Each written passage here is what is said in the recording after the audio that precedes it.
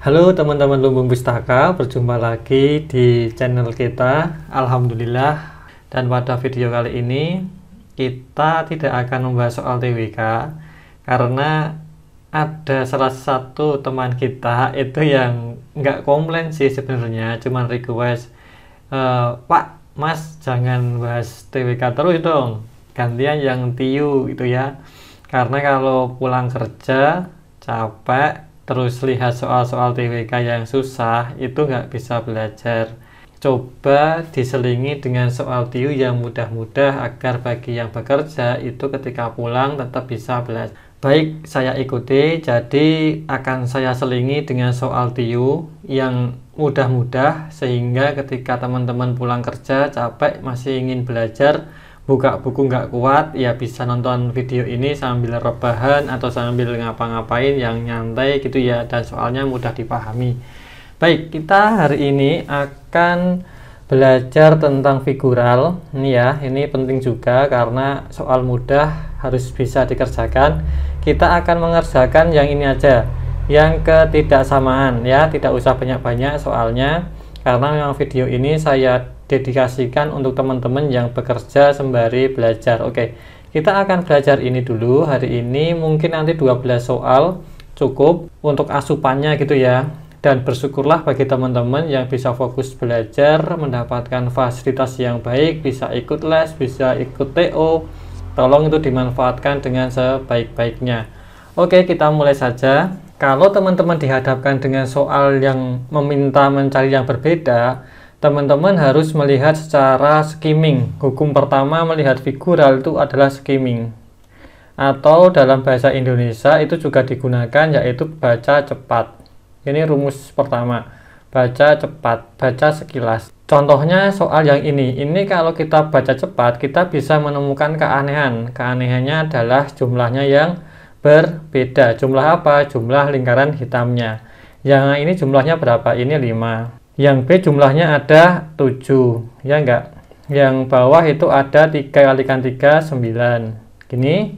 Yang D ada berapa? 1, 2, 3, 4, 5, 6, 7, 8. Ada 8.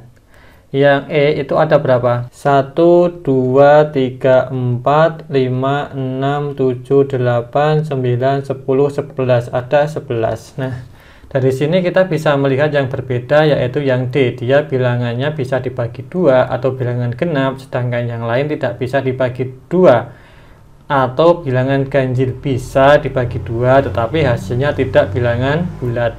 Seperti itu. Lanjut lagi sebelahnya, ini juga sama, kita baca skimming kita bisa melihat yang berbeda adalah jumlahnya, maka sama seperti yang tadi kita hitung aja ya.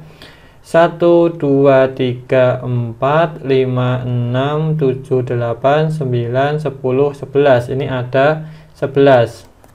Yang bawah 1, 2, 3, 4, 5, 6, 7, 8, 9, 10, 11, 12. Ada 12, berarti ini yang genap, ini ganjil. Yang C berapa? 1, 2, 3, 4, 5, 6, 7, 8, 9. Ada 9, berarti jawabannya adalah yang B, kemungkinan besar. Karena yang A sama yang C itu adalah bilangan ganjil. Kita buktikan ya.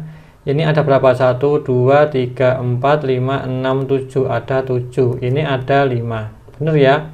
Jawabannya yang B, karena dia bilangan genap atau jumlahnya genap. Oke, seperti ini.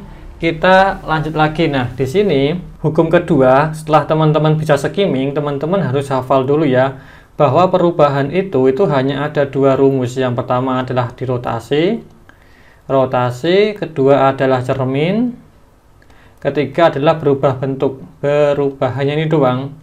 Rumusnya hanya 3 ini, jadi teman-teman tidak usah repot-repot memikirkannya. Lalu ketiga, rumus pertama baca cepat, rumus kedua pahami ini, rotasi, cermin, dan berubah. Yang ketiga itu, kalau seperti ini, teman-teman jangan melihat soalnya secara utuh, tapi lihatlah secara bagian. Gimana caranya? Begini. Ini kan kalau kita lihat secara utuh, kita bingung. Maka kita ambil bagian yang mau dijadikan patokan. Taruhlah saya mau mengambil bagian yang mudah saya ingat, yaitu yang ini. Ada sebuah segitiga aneh ini ya. Ketika segitiga ini ketika bangun ini saya tarik ke atas, ya, ini menjadi yang mana? Menjadi yang D, ya enggak? Berarti yang A sama yang D ini benar karena dia sama. Bisa diikuti? Bisa ya. Terus yang D ini kalau diputar ke bawah, dia jadi yang mana? Dia jadi si E, berarti si E ini juga benar seperti ini. Dan si E ini jika diturunkan ke bawah sedikit, dia menjadi si B. Betul seperti ini. Berarti yang tidak bisa digunakan itu yang C.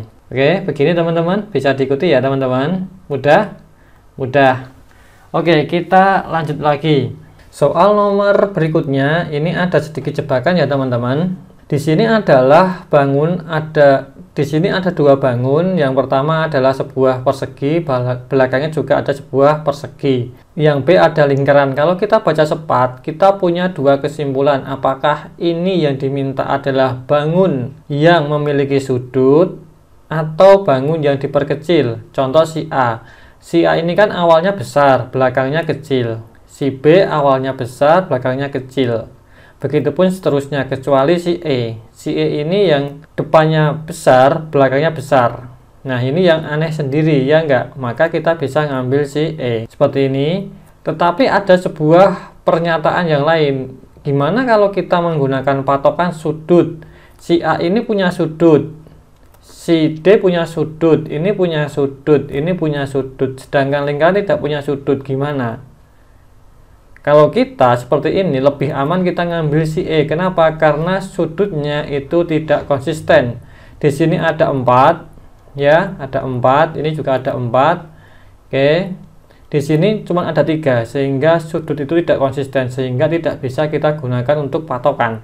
Yang konsisten itu adalah perubahan bentuknya ke besar ke kecil. Ini yang konsisten, besar kecil.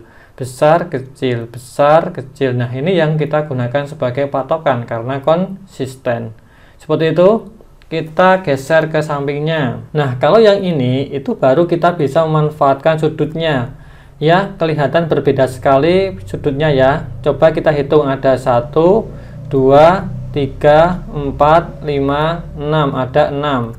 Terus yang B, coba kita hitung ya. Ada 1, 2, 3, 4, 5, dan 6. Ini juga ada 6. Yang C ada berapa? Ada 1, 2, 3, 4, 5, 6, 7, 8, 9. Ada 9. Yang D ada berapa? 1, 2, 3, 4, 5, dan 6. Ini ada 6 lagi. Yang ini berapa? Ada 1, 2, 3, 4, 5, dan 6. Yang berbeda adalah isi C. Begini. Sekarang kita geser lagi yang ini. Kalau seperti ini kita bisa melihat sekilas, itu yang berbeda adalah jumlah kakinya. Ya enggak? Berarti kemungkinan besar ini yang dimainkan hanya jumlahnya saja. Coba kita kerjakan. Yang atas ini ada berapa? Tahu? 1, 2, 3, 4. Ada 4. Yang bawah ada 1, 2, 3, 4, 5. Yang bawah ada 5. Begini. Yang ini ada 1, 2, 3, 4, 5. Ada 5. Oke. Yang bawah ada 1, 2, 3, 4, 5, dan 6. Ada 6. Sorry, 6 ya, kok 5 sih. Yang ini ada 1, 2, 3. Ada 3. Yang ini ada 1, 2, 3, 4. Ada 4. Seperti ini. Yang D ada berapa ini?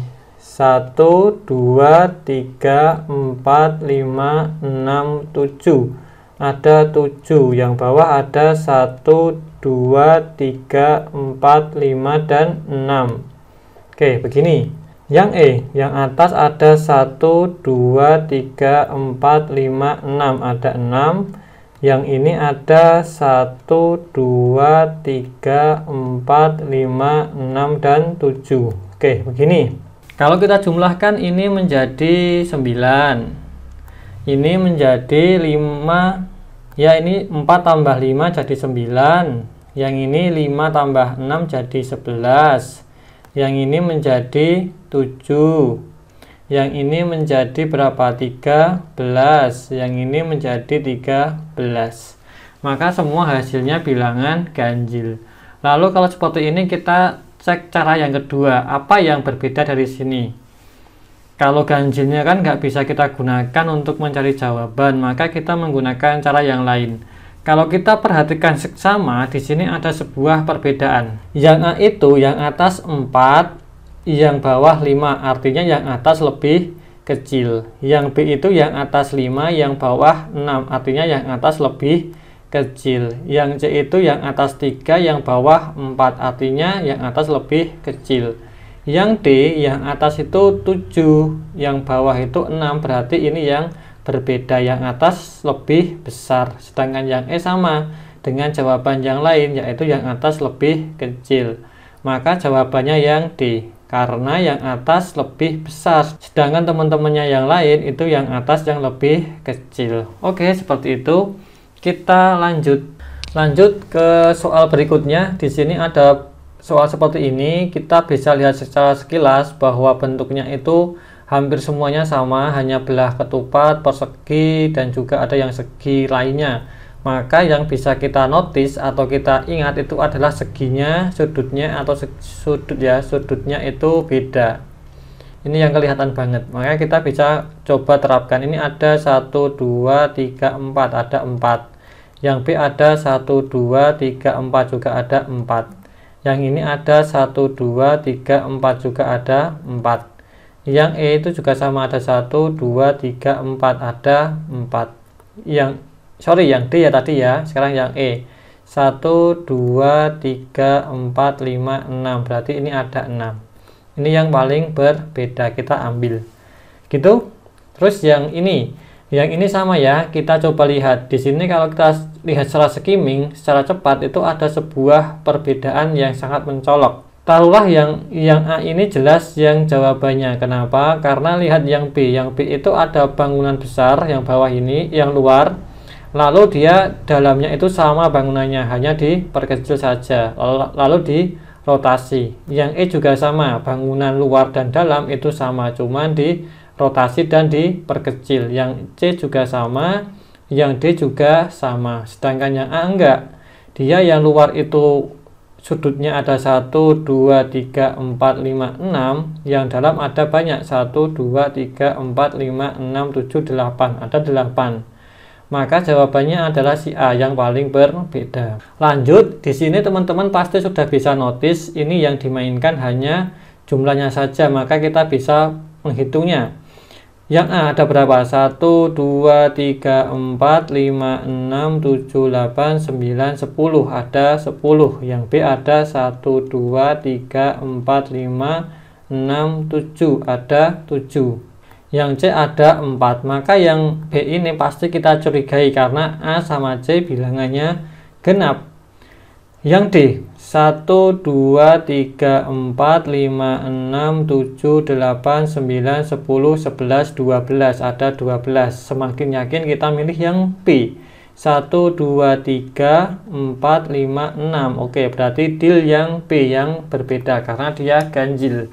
Kita lanjut lagi. Soal seperti ini tentu saja kita mainnya hanya dirotasi atau dicerminkan ya. Kalau dijumlahkan nggak mungkin. Kalau seperti ini maka teman-teman cukup mengambil satu bagian sebagai patokan saja. Oke, saya akan mengambil patokan yang ini. Kalau ini saya gunakan patokan, lalu ini saya geser ke sini, ke atas, maka harusnya dia jadi si B atau jadi si C, salah satunya. Baru itu dianggap benar. Maka kira-kira kalau ini saya naik ke atas, maka kotak hitam ini berarti ada di bawah. Maka yang tepat itu adalah si C. Kalau ini malah ada di atasnya. Oke, berarti si B ini yang kemungkinan salah. Kemungkinan. Sekarang kalau si A ini saya geser ke sini, itu harusnya jadi si E. Dan si E ini benar karena kita bisa lihat kotak hitamnya itu benar ada di posisi seperti ini. Lalu yang E ini jika saya geser ke atas maka dia harusnya jadi si D. Dan juga benar kotaknya ini ada di bawah seperti ini. Maka yang paling berbeda si B. Gini. Yang ini pun sama ya, kita ngambil satu bagian sebagai patokan. Saya mau mengambil bagian ini yang saya jadikan patokan. Kalau ini saya geser sedikit ke sini, maka dia harusnya jadi si D. dan dia benar seperti si D, maka A sama D itu jawaban yang tidak boleh dipilih karena sama. Sekarang kita ngambil yang lain. Yang D ini kalau saya geser ke sini dia harusnya jadi si B, ya enggak? Dan jawabannya juga benar, maka si B ini juga tidak boleh dipilih. Artinya pilihannya tinggal C sama E. Oke, sekarang kita ngambil lagi contohnya yang D. Yang D ini kalau saya geser ke sini, maka dia menjadi si E. Maka yang paling berbeda itu yang C, ya enggak? Seperti ini. Benar ya? Karena yang E ini malah menjadi berbeda sama si E. Harusnya kotak hitamnya ada di atas, karena tadi saya geser ke sini. Oke, begini. Baik, kita lanjutkan ke soal berikutnya ya. Saya mengambil contoh patokannya adalah si A. Si A ini jika saya geser ke sini, dia harusnya menjadi si D. Oke, kalau kita lihat antara A sama D ini berbeda ya. Di sini tidak ada sudutnya, tidak ada perpotongannya, tapi di sini ada perpotongan. Berarti antara A sama D ini ada yang salah. Salah satunya harus kita pilih, tapi nanti coba kita bandingkan lagi. Si A ini jika saya geser ke atas, dia harusnya menjadi si B. Tetapi kalau kita lihat tidak, dia posisinya malah ada di samping kanan, harusnya dia di samping kiri kalau si B. Sekarang coba si D ini jika saya geser ke arah sini, maka dia menjadi si B, posisinya pas ya, yang sini sama yang sini itu pas, dia naik ke atas. Maka kemungkinan besar yang berbeda itu si A. Kalau kita coba paksakan lagi, coba yang B ini kita turunkan sedikit, apakah dia menjadi si E? Jawabannya iya. Ini ya, kotak panjang ini kita jadikan patokan, dia menjadi di sini. Kalau si E ini kita turunkan lagi, dia menjadi si C. Patokannya ini masih sama. Berarti kita yakin bahwa yang berbeda itu si A. Oke, begitu. Kita lanjut lagi. Oke, ini bagian yang terakhir. Cepet ya kalau figural itu. Ini buat refreshing. Kalau yang ini sama saja, kita bisa menggunakan sebagian gambar untuk patokan. Taruhlah saya ingin mengambil tanda panah ini sebagai patokannya. Kalau ini saya geser ke arah sini, dia harusnya menjadi si D. Tetapi aneh, harusnya kan panahnya ada di sebelah sini dong kalau digeser. Tapi kenyataannya kan gini harusnya. Tapi dia malah jadi seperti ini. Berarti antara A sama D itu ada yang tidak pas, ada yang salah. Sekarang coba saya geser lagi. Si A ini kalau saya geser ke bawah, dia harusnya jadi si B. Dan benar ya, panahnya ada di sini dan lingkaran yang ada di bawah itu pindah ke atas. Maka kita bisa mengambil kesimpulan si D ini yang kemungkinan besar salah. Sekarang coba yang B ini kalau saya naikkan sedikit, dia harusnya jadi si C, dan benar juga dia jadi si C. Kalau ini tarik ke sini sedikit, dia harusnya jadi si E, dan juga benar dia jadi si E. Maka yang yakin salah itu yang D. Terus yang ini juga mudah. Ini ada sebuah panah dan juga ada persegi panjang. Kalau lihat secara skimming, kita bisa melihat ada keanehan. Keanehannya itu ada di E, karena pilihan yang lain tanda panahnya ini, yang 3 panah ini selalu ada di tengah dari persegi panjang. Ini di tengah, ini juga di tengah, ini di tengah, ini di tengah juga, sedangkan ini ada di pinggir dan ada satu panah yang keluar. Maka jelas ini yang berbeda. Seperti itu. Lanjut soal yang terakhir. Ini juga sama ya. Ini kalau kita lihat secara skimming itu ada sebuah perbedaan. Di mana perbedaannya? Ketemu nggak teman-teman? Ketemu ya. Di dalam bangunan ini ada 3 bangunan kecil dan ada 2 bangunan yang sama. Di sini ada sebuah bintang yang berdekatan. Ini ada belah ketupat yang berdekatan. Ini ada lingkaran yang berdekatan. Ini ada bintang yang berdekatan. Yang ini nggak berdekatan, maka ini jelas yang berbeda. Kita bisa ngambil si A. Oke. Begini saja teman-teman untuk pembahasan soal figural mencari perbedaan. Intinya cuma satu, yaitu coba dirotasi. Kalau tidak ada dicerminkan. Kalau tidak ketemu lagi dicari perubahannya. Biasanya penjumlahan atau pengurangan dan lain-lain perubahan. Oke, demikian. Terima kasih sudah menyaksikan. Sampai jumpa lagi. See you teman-teman.